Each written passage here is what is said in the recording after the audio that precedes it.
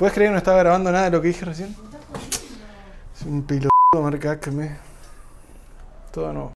El 21 de febrero de 2021, Agustín Laje y Gloria Álvarez llevaron a cabo un debate con la siguiente pregunta como supuesto hilo conductor. ¿Pueden estar los libertarios a favor de la despenalización del aborto? Gloria Álvarez defendió la postura de que sí y Laje la postura de que no. Me gustaría compartirles mi opinión respecto al debate en sí mismo y a los puntos que considero más importantes que se han tocado. En términos generales, el modo de debate de Laje fue muy superior. Presentó ideas, sean ciertas o no, cosa que vamos a intentar analizar más adelante. No interrumpió a Gloria en los turnos oficiales de ella, o sea, los turnos preestablecidos, y mantuvo la serenidad, por lo menos inicialmente. Luego, bueno, se desmadró todo, pero igual él era el único que intentaba como ordenar la cuestión. Por su parte, Gloria se mostró por momentos muy alterada, sobresaltada, interrumpió algunas veces los turnos preestablecidos del Laje y, si bien presentó algunas ideas que también las vamos a ver, lo hizo en medio de ciertos comentarios y actitudes de dudosa utilidad para responder el interrogante conductor de este debate. Laje fue ordenadísimo en presentar sus argumentos. Lo hizo inicialmente con dos silogismos. El primer silogismo parte de una premisa mayor muy conocida por todos ustedes que dice así: el libertarismo fundamenta su filosofía práctica, o sea, su ética y su política, en el principio de no agresión. Premisa menor: matar a un ser humano inocente violenta el principio de no agresión. Por lo tanto, conclusión de este primer silogismo, el libertarismo no admite la matanza de seres humanos inocentes. Y acá Laje cita a algunos autores libertarios que sostienen esta idea. Creo que en el movimiento libertario suelen afirmar que la premisa 1 es verdadera, pero no es tan frecuente preguntarse a qué hace referencia la palabra agresión. El profesor de filosofía de la Universidad de San Diego, Matt Zwolinski, dice: suponga que A está caminando por un campo vacío, cuando B salta entre los arbustos y aporrea a A en la cabeza. Ciertamente parece que B está agrediendo a A, pero desde el punto de vista libertario, si esto es así, depende completamente de los derechos de propiedad relevantes, específicamente de quién es el propietario del campo. Si es el campo de B y A lo cruzó sin el consentimiento de B, entonces A fue quien en realidad estaba agrediendo a B. Por lo tanto, agresión desde el punto de vista libertario no significa realmente violencia física en absoluto, significa violación de los derechos de propiedad. Pero si esto es cierto, entonces el enfoque del principio de no agresión en la agresión y la violencia es, en el mejor de los casos, superfluo y, en el peor, engañoso. Es la aplicación de los derechos de propiedad, no la prohibición de la agresión, lo que es fundamental para el libertarismo. Si aceptamos esto como cierto, la premisa 1 sería falsa. Claro que fácilmente podemos reemplazar el principio de no agresión por la aplicación de los derechos de propiedad y volver a analizar el silogismo. Y en tal caso tendríamos que ver si tiene sentido otorgar derechos a un embrión o feto humano. La premisa 2 también es problemática. El mismo sintagma de ser humano es problemático en este contexto, ya que una cosa es hablarlo desde la biología y otra cosa es hablarlo desde el derecho, por ejemplo. Si resultara que acordamos que no tiene sentido darle derechos a un embrión o feto humano, no se estaría discutiendo si es o no un espécimen de Homo sapiens. Simplemente no se estaría reconociendo como sujeto de derecho por las razones que hayan encontrado quienes determinaron las leyes. Y nuevamente serían esas razones las que en todo caso deberíamos discutir. Y si con ser humano también se está refiriendo a embriones y fetos humanos, entonces yo pongo en duda que la premisa sea cierta, que se lo pueda agredir. Pero de nuevo, habría que ver a qué nos referimos con agresión. ¿Se puede agredir a una lechuga? ¿A una rata? ¿A un embrión humano? ¿A un embrión de rata? ¿A un ladrillo? ¿A un humano con muerte cerebral? Yo entiendo a la agresión como causarle sufrimiento a otro, impidiendo o dificultando que obtenga lo que quiere. De ser así, no se puede agredir a lo que nada quiere. En esta lista solo a la rata se la podría agredir. Y ojo también con la palabra inocente. Si bien puede que lo haya mencionado para intentar que la premisa sea cierta, porque el principio de no agresión no aplica, por ejemplo, a la condena de un humano declarado culpable de cierto delito. Ahí la condena sería una agresión considerada legítima. Pero inocente es una palabra que puede despertar ciertas emociones que pueden interferir con el razonamiento. El segundo silogismo que presenta es el siguiente: matar a un ser humano inocente violenta el principio de no agresión. Premisa menor: Un feto humano es un ser humano inocente, por lo tanto, conclusión, matar un feto humano violenta el principio de no agresión. Hay que tener cuidado con la falacia del accidente, que se comete al aplicar de manera impropia una generalización a casos individuales. Por ejemplo, cortar a una persona con un cuchillo es un delito. Los cirujanos cortan personas con cuchillos, por lo tanto, los cirujanos son delincuentes. No digo que esto ocurra necesariamente en el silogismo del Aje, pero que definitivamente es una posibilidad. Si bien la estructura y desarrollo del silogismo son correctos, siempre hay que tener en cuenta el contexto en el que se dice cierta generalidad.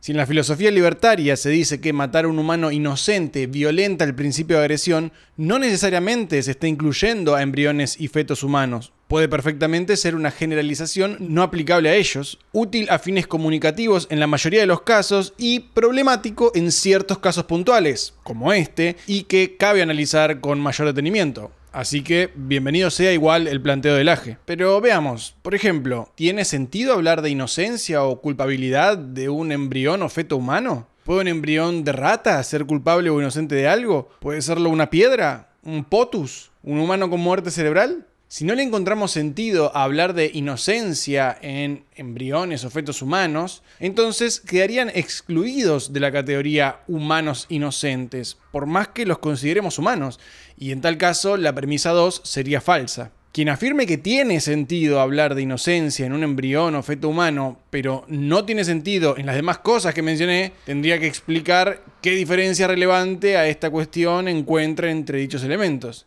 Y en tal caso todavía faltaría ver a qué nos referimos con agresión, porque, por ejemplo, si están de acuerdo conmigo en que la agresión implica de alguna u otra forma causar cierto sufrimiento, entonces la premisa 1 es falsa, ya que el embrión no puede sufrir, tampoco el feto, por lo menos hasta cierto grado de desarrollo.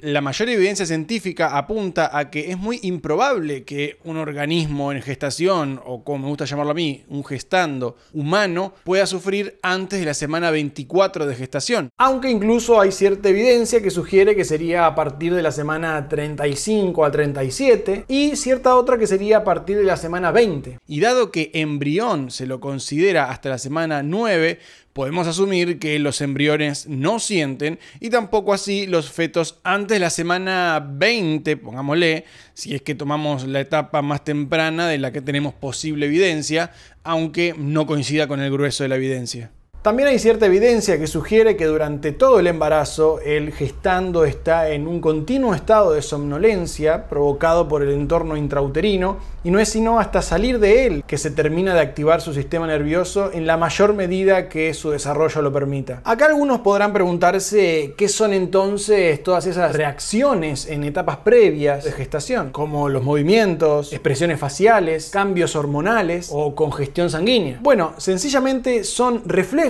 y otro tipo de reacciones automáticas que no dependen de la capacidad de sentir. De hecho, hay movimientos y procesos automáticos tanto en animales ya desarrollados y conscientes, incluidos los humanos, como hasta en partes de cuerpos desprendidas del resto del cuerpo. ¿Qué? ¿Me van a decir que esas partes sienten? Claramente nada de esto indica que haya allí alguna subjetividad que quiera algo, ni por consiguiente que sean conductas. Por lo cual, esa no es la libertad del rango de acción que debería ser de interés para el libertarismo. Esto también se mueve, pero nada quiere. Además, podemos tener la premisa de que el aborto, mientras antes se realice, mejor, ya que hay menos probabilidades de generar sufrimiento. De hecho, la mayoría de los abortos se hace justamente antes de la semana 20 de gestación, lo que coincide con la sintiencia más temprana de la que tenemos posible evidencia. Quiero ir a que la pregunta por la despenalización del aborto y si los libertarios pueden o no estar a favor de ella depende de una pregunta previa, que es cuándo empieza a existir ese ser humano al cual hay que proteger de la agresión de los demás.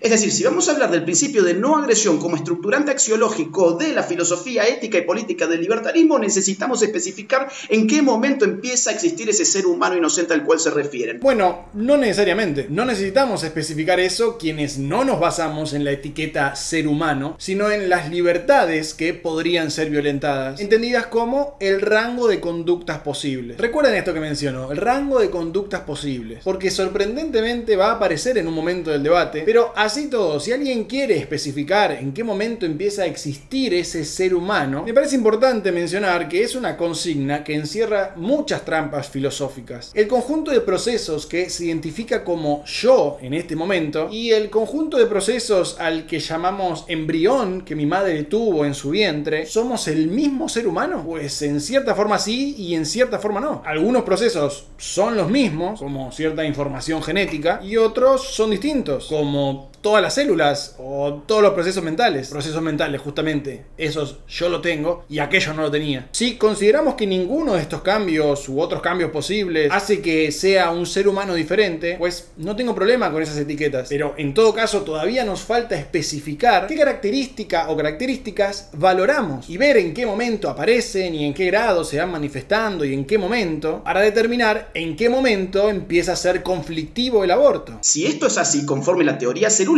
la primera célula embrionaria está viva y es parte de la especie humana. El postulado 2 es algo confuso. De aceptarse, estaríamos negando la especiación, o sea, el proceso mediante el cual una población de una determinada especie da lugar a otra u otras especies, explicado en la teoría evolutiva moderna. Quizá por eso el postulado que encontramos con más frecuencia hoy en día respecto a este tema es simplemente que toda célula proviene de otra célula preexistente, que igual aplicaría hoy en día para casi todos los casos, pero no explica cómo surgieron entonces las primeras células. Y lejos de ser el concepto de vida algo unívoco dentro del ámbito científico, existen varias definiciones, algunas de las cuales, por ejemplo, son incompatibles con la idea de que la mínima unidad de vida es la célula. De todas formas, con esto no pretendo negar la conclusión del AGE, ni afirmarla tampoco. Simplemente no veo la relevancia ética de ella, ni veo que el AGE la haya podido demostrar. ¿Por qué está viva? Porque se desarrolla, se multiplica, se divide. No entiendo si está planteando esas características como todas necesarias y suficientes para catalogar a algo como vivo, porque de ser así yo no estoy vivo, porque no me divido, y tampoco me multiplico, tengo hecha la vasectomía, o no sé si las propone como características suficientes a cualquiera de ellas o a dos, pues no lo sé, pero de nuevo lo mismo. ¿Por qué importaría? ¿Por qué es parte de la especie humana? Porque proviene del hecho de la singamia, o sea, de la fusión de los núcleos de los gametos. Nadie discute que ese embrión o feto sea de la especie humana. Y no solo está viva y es parte de la especie humana, sino que además es totipotente. Estas primeras células son células madres totipotentes, o sea, que son capaces de formar un individuo completo. En otros momentos dice que eso ya es un individuo. Ahora dice que es capaz de formar un individuo completo, no que es un individuo. Sea como sea, con el avance de la tecnología, pronto cualquier célula somática va a ser totipotente. Y llegado a ese punto, ¿va a considerar que la muerte de cualquier célula sería una muerte de un ser humano? ¿Va a considerar que rascarse sería un genocidio? Es ridículo. El viejo y ya refutado argumento de la potencialidad, solo que le agrega el toti. Así como no tiene sentido tratar a un niño como si fuera un adulto, ni a un anciano como si fuera un cadáver, tampoco tiene sentido tratar a un cigoto como si fuera ya toti. Y si aún no están convencidos de que todo esto de las potencialidades es una paja mental, piensen entonces que cualquier potencialidad que esté en un embrión ya estaba en el óvulo y en el espermatozoide antes de encontrarse. De hecho, la unión de sus núcleos, contrario a lo que piensa la mayoría, no le da potencialidad, se la quita. Sí. Mire, un espermatozoide pudo haber formado muchos distintos humanos, dependiendo del óvulo con el que se cruzara. Si se juntaba con este óvulo, formaba este humano, si se juntaba con este otro, formaba este otro humano, si se juntaba con este otro, con este otro, y así. Pero cuando efectivamente se junta con uno, solo puede formar un cigoto, o dos en el caso de los gemelos, pero ya perdió toda la potencialidad de formar cualquier otro humano. Y desde el punto de vista de un óvulo, pero esto es más alevoso todavía, es potencialmente muchos miles de millones de cigotos. Cuando un espermatozoide logra entrar, le quita automáticamente toda esa potencialidad y solo puede formar un cigoto o dos. Recuerden esto, la potencialidad no se puede ganar, solo perder. Algunos pensarán que los gametos no tienen la potencialidad que tiene un embrión, porque para eso tienen que juntarse, lo que los convertiría precisamente en un embrión. Y sí, pero lo mismo aplica al cigoto. Para que desarrolle su potencialidad, tiene que implantarse, que también es una forma de unión, si es que eso importa. Si a Lagen no le parece antiético negarle a un gameto, otro gameto del sexo opuesto, para que desarrolle su potencialidad, a mí no me parece antiético negarle a un cigoto el útero para que desarrolle su potencialidad. Es que cualquier potencialidad es tal porque solo dadas ciertas condiciones se actualizaría, o sea, se desarrollaría. Lo mismo las supuestas potencialidades del cigoto implantado, solo se desarrollarán bajo ciertas condiciones a lo largo del tiempo, como recibir los nutrientes adecuados, en las cantidades y frecuencias adecuadas, la cantidad de oxígeno adecuado, que la embarazada no se muera, que no haga un gran esfuerzo físico tampoco, y tantísimas otras condiciones. Siempre hay condiciones para desarrollar las potencialidades. Exijo entonces que tratemos a los gametos como si fueran los humanos que podrían ser bajo las condiciones necesarias. Yo la he leído a Gloria tratando de comparar los espermatozoides, o sea, los gametos, con la célula madre totipotente, y esto es un error biológico garrafal. Ningún error. No hay error,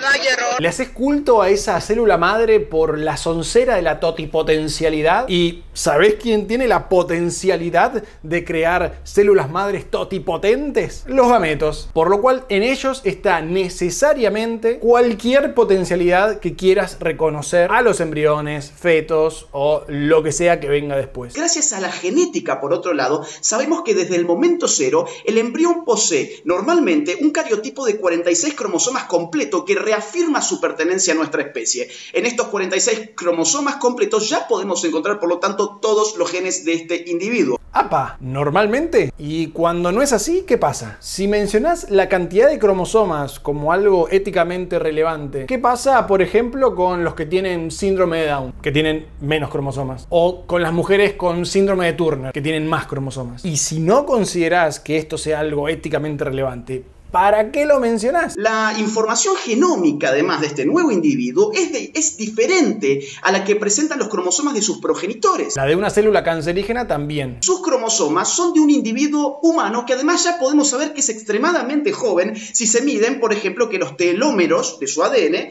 son muy largos, lo cual indica que es muy joven. ¿Qué tiene que ver? Habrá quedado traumado con el curioso caso de Benjamín Botón. Quédate tranquilo que todos sabemos que es ficción. Literalmente nadie te va a pedir que demuestres esa tontería sin relevancia ética alguna. Lo que nos individúa, en efecto, conforme la ciencia más moderna, es nuestra información genética.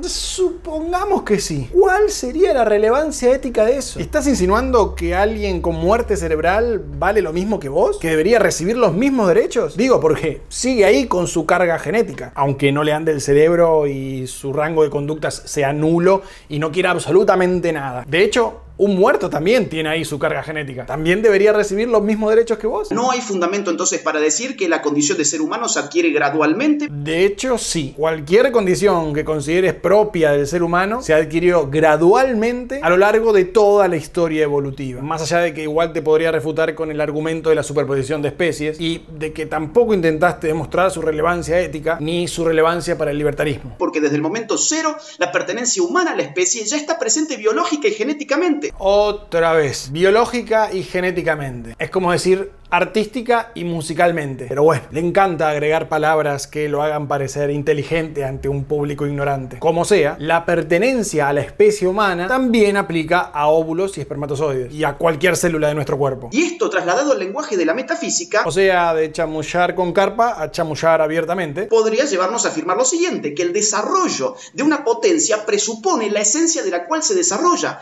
Es decir, que eso que se desarrolla como ser humano, si se desarrolla como ser humano desde el momento uno, tiene que tener entonces la esencia de ese ser humano. En acto primero, a ver, sus potencias de ser humano ya están en acto primero. Potencia, esencia, parece filosofía de hace 2500 años. Pero bueno, ¿cuál sería ese momento uno? Si ya vimos que cualquier supuesta potencia que queramos atribuirle a un cigoto humano ya estaba presente en los gametos que lo formaron, por lo cual también ya estaba presente en los organismos que formaron a esos gametos, entonces también en los gametos que formaron a esos organismos, y así podríamos ir hacia atrás en el tiempo, que siempre estaría allí esa potencialidad, esa esencia, en los animales de donde evolucionó el ser humano, en los organismos unicelulares de donde evolucionaron evolucionaron esos animales, en los elementos inorgánicos que los formaron y así hasta el Big Bang. Literalmente allí estaba toda la potencialidad para formar precisamente todo lo que vino después, incluyéndonos a todos y cada uno de nosotros. ¿Por qué marca entonces en la Singamia la línea del supuesto acto primero? Básicamente porque se le cantó, o porque le conviene por algún motivo relacionado a su carrera, o porque no entiende ni de lo que está hablando, o vaya uno a saber por qué. Pero lo que sí se puede ver es que su propia filosofía aniquila sus argumentos. Como lo explicó además el padre de la genética moderna, Lejeune, si la vida no comienza con la fecundación, entonces no comienza nunca.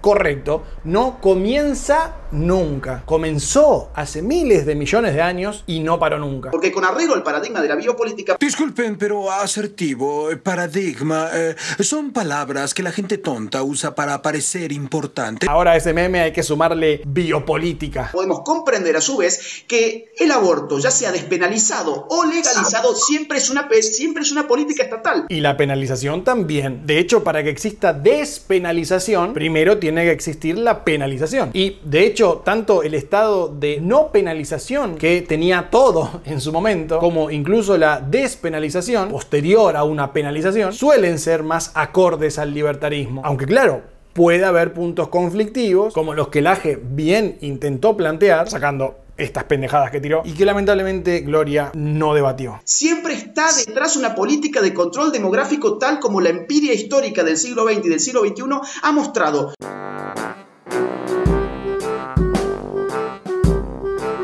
Primero, ni siquiera si todos los ejemplos que da a continuación fuesen ciertos, sería evidencia de que sucede siempre. Pero aparte, corre absolutamente por otro carril. Que algo sea compatible o no con el libertarismo, cosa que era lo que tenían que debatir, es totalmente independiente al hecho de que haya gente, agrupaciones, empresas o hasta gobiernos que quieran lo mismo o algo similar. Los querían comer. Eso no hace que comer sea incompatible con quienes estaban en su contra. Veamos ahora las intervenciones de Gloria. Algo importante de mencionar es que luego de los 6 minutos iniciales de Gloria, Agustín la acusó de no haber respondido nada de lo que él planteó. Y si bien eso es cierto, es una chicana patética porque, como bien dijo Gloria después, ese tiempo estaba pautado para la presentación de las ideas de cada uno, no para analizar o responder la exposición contraria. Pero tampoco vi que haya respondido los planteos del AG en ningún momento, ni siquiera en los tiempos de réplica ni en los tiempos de diálogo. Una lástima. También es cierto que muchas de las intervenciones de Gloria no tenían nada que ver con el tópico en cuestión, y yo voy a tocar en este video las que considero suficientemente relevantes para analizar. Pero hablemos entonces dentro del movimiento libertario, donde el medio líder en este planeta, que es Reason, de noticias, información, cultura, política y economía libertarias, nos dice que el 71% de libertarios actualmente es pro-choice, mientras que el 29% es pro-vida. Eso solo demuestra lo que cualquiera sabe, que es posible declararse libertario mientras se aprueba el aborto, pero no prueba que eso sea coherente, que era de lo que obviamente se esperaba que se trate el debate y de lo que Laje parecía estar totalmente dispuesto a debatir. Ahora, dentro de los libertarios pro vida, ninguno propone lo que tú propones, Agustín. Ninguno es estatista. Claro, se puede ser pro vida sin pedir intervención estatal. Y no me sorprendería que sea la postura más popular entre las figuras públicas libertarias pro vida. Pero aquellas corrientes libertarias que admitan o deseen cierta intervención estatal en seguridad y justicia, por más mínima que sea, creo que tendrían que poder responder los cuestionamientos que planteó Laje. Y a continuación,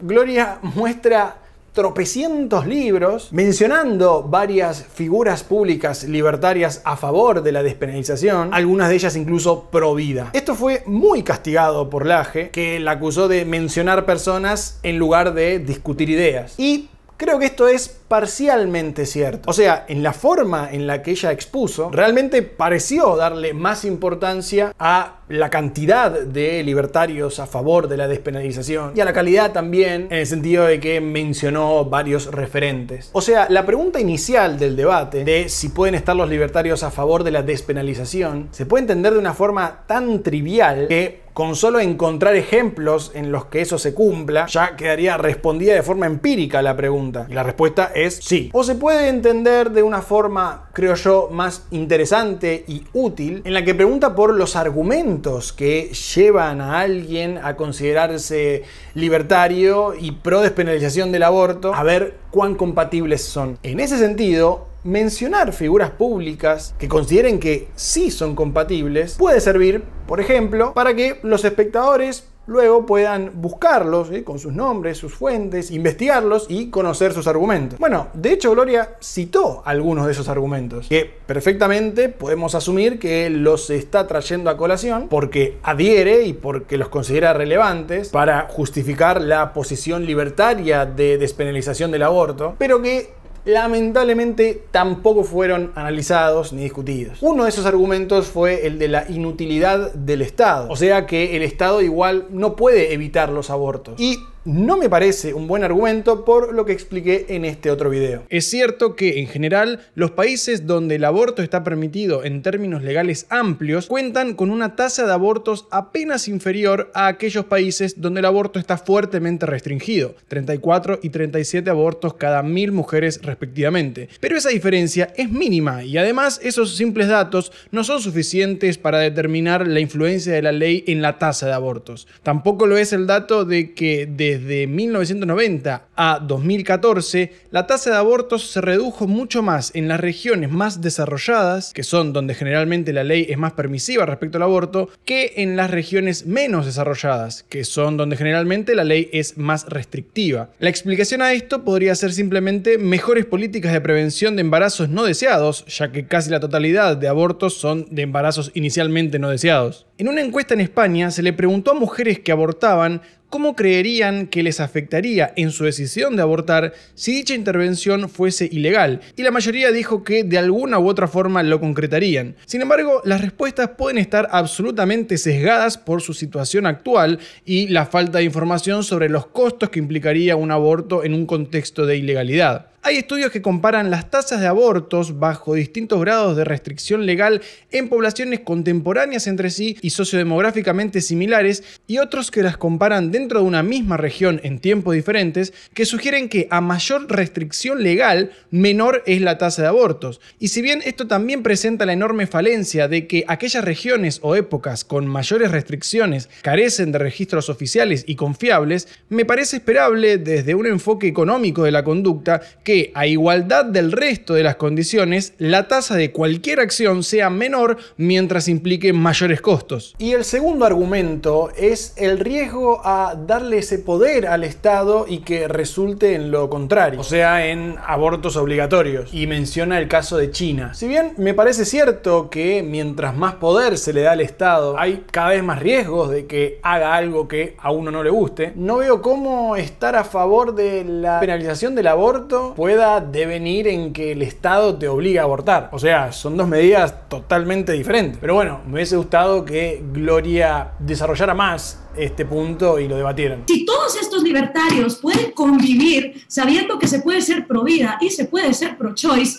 porque en la literatura está demostrado que de lo que se trata esto es de si creemos que hay dos sujetos de derecho o un sujeto de derecho en base al jus naturalismo, que es el derecho que los libertarios usan, no el derecho positivista. Acá Gloria plantea uno de los temas claves: si el embrión o feto es o no sujeto de derecho, y no la paja mental de si tiene vida o no, o que si la genética, o que si es o no un ser humano o perteneciente a la especie humana y qué sé yo. Y una nota al margen. Considero que puede llegarse a posturas libertarias basándose tanto en teorías jus naturalistas como jus positivistas. O sea, claro que al que crea que existe algún derecho natural a la libertad, le abren la puerta de par en par del club libertario. Pero Otros podrían tener valores similares sin necesidad de creer que son derechos naturales. Obviamente es un tema muy complejo para desarrollarlo ahora y no viene mucho a cuento, pero quería mencionar eso. El naturalismo, en cambio, dice que la fuente del derecho son nuestras cualidades metafísicas, y esto te va a gustar, Agustín, tú que eres filósofo. Nuestras cualidades metafísicas, donde tenemos derecho porque tenemos la capacidad de actuar acorde a nuestra razón. Tenemos derecho porque tenemos la libertad de actuar. ¿Y cuáles son los límites de nuestros derechos? Nuestras capacidades de acción. Acá Gloria dice lo que probablemente sea la mejor idea que se haya comentado en este debate, que los límites de nuestro derecho son nuestras capacidades de acción. Indistintamente de si esto es propio del naturalismo o exclusivo de él, cosa que yo no estoy de acuerdo, y sacando la paja mental de la metafísica, que suele embarrar lo que toca, lo más coherente a la hora de hablar de libertad y de derechos que velen por esas libertades es hacerlo en función al rango de acción, a los intereses, a la sintiencia. Lamentablemente no profundizaron sobre este tema que es absolutamente clave. Para que se entienda, darle a un cerdo el derecho a votar presidente es ridículo, puesto que eso no está dentro del rango de sus conductas posibles, no es de su interés. Pero, por ejemplo, ya sabemos que ante ciertos estímulos tiene conductas de huida, grito, defensa, que a su vez se corresponde con lo que sabemos y esperamos del desarrollo de su sistema nervioso central, por lo que podemos entender que esos estímulos le causan sensaciones que quiere evitar. Entonces, un derecho sensato podría ser el derecho a no ser perjudicado o justamente no ser agredido, ya que antes hablábamos del principio de la no agresión. Esa capacidad de sentir que le da al cerdo tanto la capacidad de sufrir como la de gozar, y por lo tanto la capacidad de querer cosas, evitar, escaparse de o acabar con lo que siente desagradable y generar, acercarse a, continuar con lo que siente agradable, es precisamente la capacidad que todo ser sintiente tiene. Obviamente, según los órganos sensoriales y el sistema nervioso de cada ser sintiente, pueden sentir cosas diferentes en grados diferentes. Los perros en general suelen poder escuchar frecuencias de sonido que nosotros no, y eso puede generarle experiencias agradables o desagradables que a nosotros no. O este tipo no puede ver colores, pero se implantó un órgano sensorial artificial que le permite escuchar colores, y eso le puede generar experiencias que los que no tenemos eso no podemos sentir, ni sufrir, ni gozar. Entonces, si aceptamos que la forma más sensata de concebir la libertad es como el rango de conductas y que siempre está supeditado a la sintiencia que se tiene, la discusión sobre el aborto no debería pasar ni de cerca por si es o no es un ser humano, ni por su carga genética, ni por cuándo empezó la vida de ese organismo, sino que debería estar centrada en la sintiencia. Como dijimos, en los animales depende del sistema nervioso central, cosa que no tiene ni un espermatozoide, ni un óvulo, ni aparece, ni bien se juntan, ni bien se forma el embrión. De hecho, se va desarrollando con el tiempo de gestación y hasta incluso por varios años después del parto. No creo que haya ninguna otra cosa relevante en este debate, si es que se puede llamar debate. Lamento que ninguno haya respondido a los planteos del otro. Vimos a un Laje ordenado, pero bastante bolacero, como de costumbre, tirando palabras pomposas para parecer más inteligente, y a una Gloria que planteó posiblemente los mejores argumentos, pero entre comentarios y formas que directamente arruinaron el debate. Espero que este video mío les haya servido y o gustado. Si fue así, ya saben, like y compartan por doquier, dejen sus opiniones en los comentarios, y agradezco a todos mis mecenas que con su colaboración económica hacen posible estos videos. Quienes también quieren apoyarme pueden hacerlo a través de las plataformas que dejo en la descripción. Y sin más, gracias a todos y nos vemos en el próximo video.